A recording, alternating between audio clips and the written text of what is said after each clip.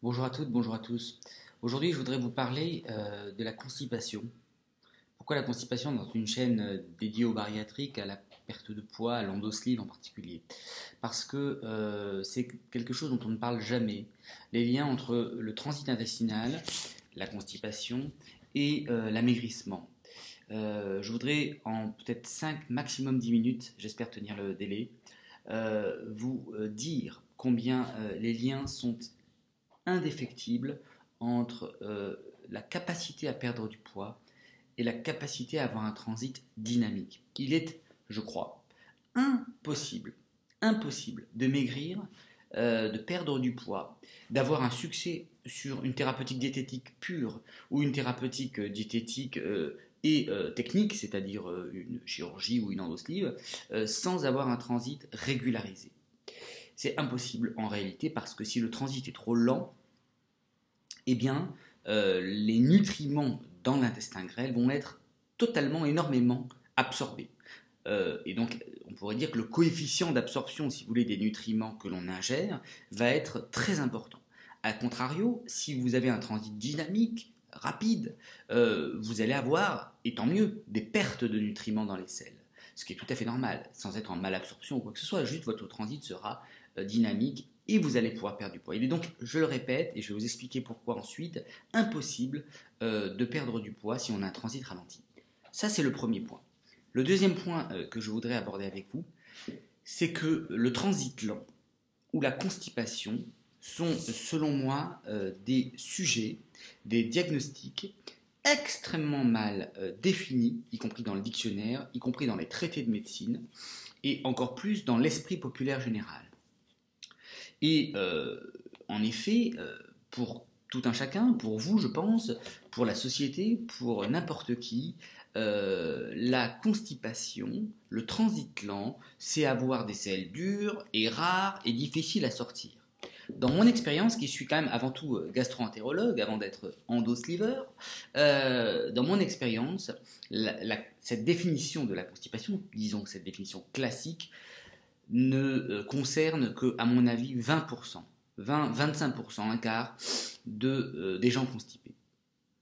En effet, je crois que les 75 autres pourcents des constipés ont des selles quotidiennes, voire pluriquotidiennes, voire des selles molles, voire des selles liquides, ce que l'on appelle parfois de la diarrhée à tort.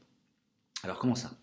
En effet, la bonne définition, si l'Académie française m'appelait tout à l'heure sur mon téléphone pour me demander de réviser la définition de la constipation, je lui dirais ceci, je lui dirais, eh bien pour moi, la bonne définition de la constipation, c'est quelqu'un qui a dans son ventre, dans son intestin, un temps de séjour des matières fécales trop long. Un taux de présence des matières fécales dans le côlon, un taux d'occupation des matières fécales dans l'intestin trop important. Ça, c'est une bonne division. Le problème, c'est que c'est beaucoup moins palpable pour un patient.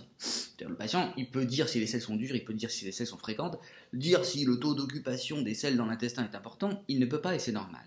C'est pourquoi la définition de la constipation telle que je l'entends, celle que je viens de vous dire, va reposer sur des critères indirects. Ceux que les 75% dont je vous ai parlé tout à l'heure ont. Quels sont ces critères indirects? C'est très important, je crois. Le ballonnement et les flatulences. Quelqu'un qui a le ventre qui gonfle en permanence et des gaz en excès, c'est quelqu'un qui a une fermentation intestinale excessive et c'est un argument indirect, peut-être pas formel, mais très très évocateur d'un transit trop lent, d'une taux d'occupation des matières fécales trop long, d'une constipation. Ballonnement, flatulences. De douleurs abdominales, notamment dans les deux fosses iliaques et les flancs, en bas à gauche, en bas à droite. Ça c'est très en bas à droite, c'est très très très évocateur. D'une impression de vidange incomplète. J'y vais, mais quand je sors des toilettes, j'ai toujours l'impression de ne pas avoir fini, d'avoir tout vidé. De selles à répétition le matin. J'y vais le matin, et une demi-heure ou une heure après, je suis obligé d'y retourner. Le plus important sans doute des critères, une alternance fréquente entre des selles dures et des selles molles.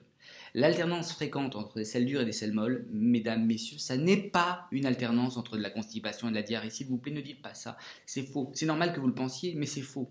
L'alternance de selles dures et de selles molles, c'est de la constipation. C'est des gens qui ont des selles dures, qui de temps en temps sortent, et entre ces selles dures, des résidus de selles liquides coincés au-dessus des bouchons finissent par évacuer en débâcle. Mais c'est bien de la constipation, y compris ces selles molles. Donc c'est très important ceci. Quoi d'autre comme critères? Des nausées matinales, une fatigue générale, des infections urinaires à répétition, des douleurs lors des rapports sexuels, notamment la pénétration profonde, des tendances hémorroïdaires, du sang sur le papier. Voilà, ça, j'en ai dit beaucoup. Ce sont des critères, si on en a 2, 3, 4 de ces critères, même si on y va tous les jours, même si on y va 4 fois par jour, c'est de la constipation, mesdames. Messieurs aussi. C'est très important à le savoir. Et il faut le traiter. Il faut le traiter surtout si on a ces symptômes et surtout si on a envie de maigrir. Si on est dans une démarche d'amaigrissement, il faut le traiter. Donc voilà pour le bon diagnostic de constipation. Et ça, c'est pour moi, c'est pas la maladie du siècle, c'est excessif, mais c'est une maladie extrêmement importante dans la population, extrêmement méprisée, y compris par les médecins, peut-être surtout par les médecins. Sous-estimé, ça vient de la tête, détendez-vous, pardon, je vais être un peu vulgaire, des conneries insupportables à entendre. Je vais m'arrêter là, je suis déjà à 6 minutes, j'avais dit 5.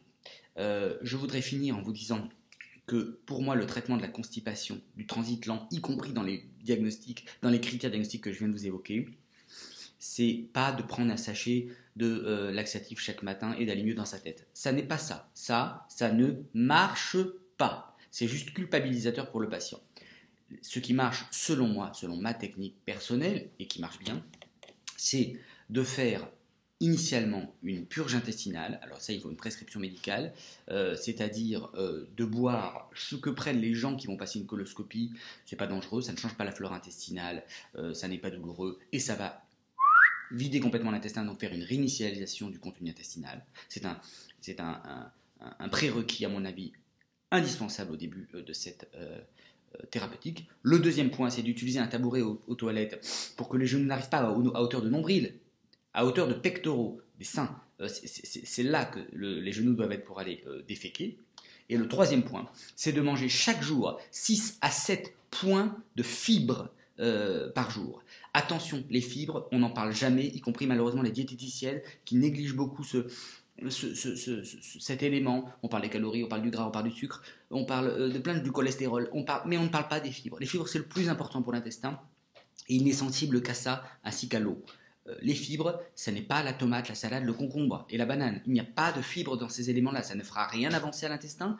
Et ça, c'est bon pour la santé, c'est bon pour le goût. Mais la tomate, la salade, le concombre ne contiennent pas de fibres. Un élément qui contient des fibres, c'est un élément qui contient plus que 2 grammes pour 100 grammes dans sa composition. Vous pouvez taper sur Google teneur, fibre, tomate, vous verrez qu'on est bien en dessous de 2 grammes. Vous pouvez taper teneur, fibre, pomme avec la peau, vous verrez qu'on est bien au-dessus de 2 grammes. Bref, il faut manger 6 à 7 éléments riches en fibres par jour. 6 à 7, pas 3, pas 2, pas 4. 6 à 7 minimum. Il n'y a pas de danger à en prendre plus.